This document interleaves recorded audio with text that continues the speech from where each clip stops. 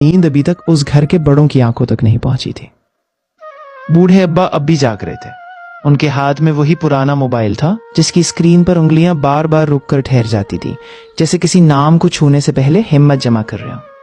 वो जानते थे इस वक्त कॉल नहीं आएगी, मगर उम्मीद का कोई वक्त नहीं होता। कमरे के अंदर वो औरत अलमारी के ऊपर रखी एक छोटे से बुक्स को उतार रही थी।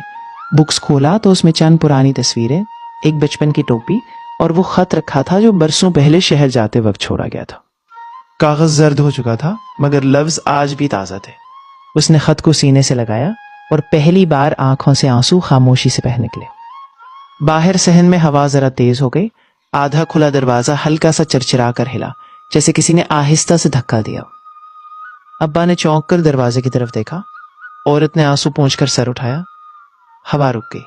दरवाजे के बाहर कदमों की हल्की सी चाप सुनाई दी। चंद लम्हे जो सदियों जैसे लग रहे थे। फिर दरवाजा आहिस्ता से खुला। रोशनी के खिलाफ एक साया सा नजर आया।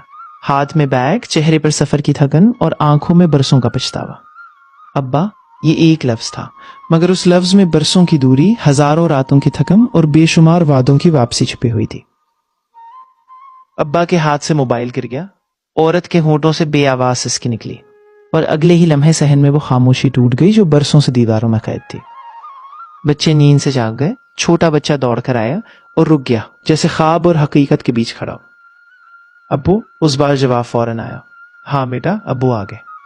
इस रात उस घर का दरवाजा पहली बार मुकम्मल बंद हुआ, क्योंकि जिसके इंतजार में वो आधा खुला रहता था वो वापस आ चुका था।